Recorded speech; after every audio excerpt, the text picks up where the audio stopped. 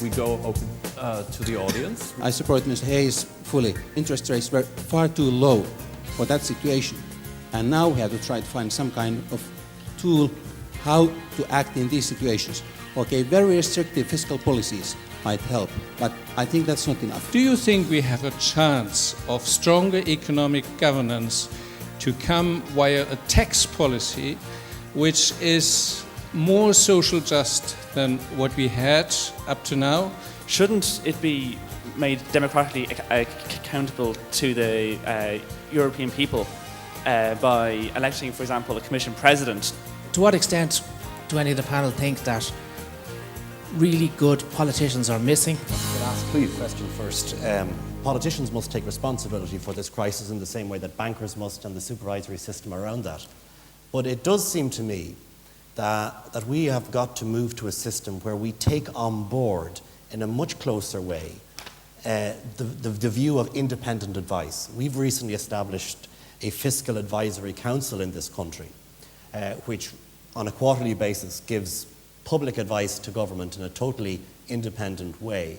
And I think it's entirely right that politicians would be held accountable to the independent advice that comes from people who are regarded this way.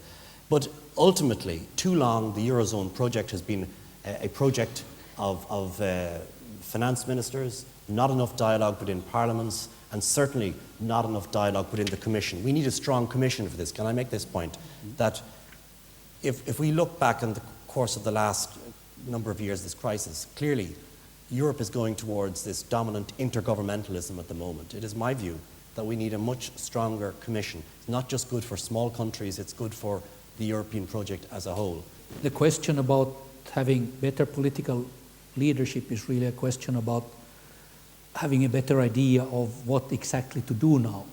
I mean, once you know what to do, and if it is effective, then you have had better political leadership. What we really do need, and pretty fast, is a viable banking system. And that banking system will need some pretty severe things done. It has to have more capital, much more capital than it has now. As far as I know, hundreds of billions.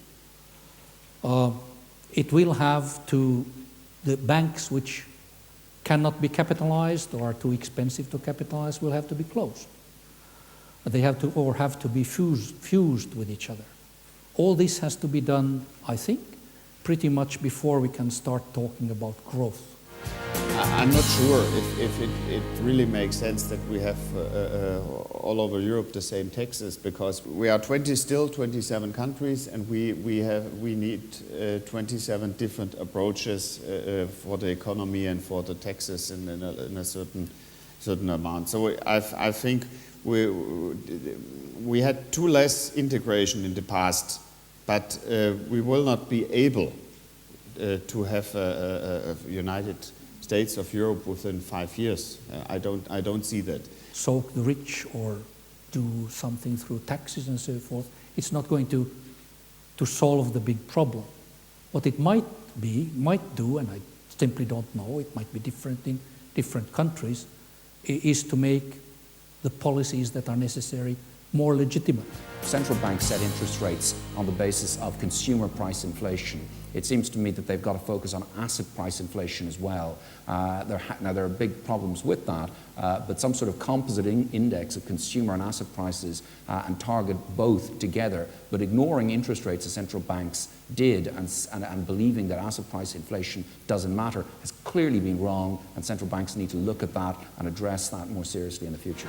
I think there is a big problem with the Commission being responsible for crisis management because, well, it doesn't have the mandate, and it won't really get that mandate for years. And what we need is policy that is efficient, within months, within years, or within a few years.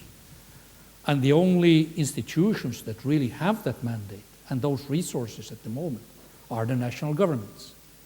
So regardless of what one thinks that Europe should become in 5 years or 10 years, I think that it's absolutely necessary that national governments are inducted into the crisis management issue and would be made responsible for their own banks and for their own debts, rather than having everybody responsible for it, because as the question really pointed out, in that case nobody is responsible for it, and it'll get pushed over to the ECB sooner or later.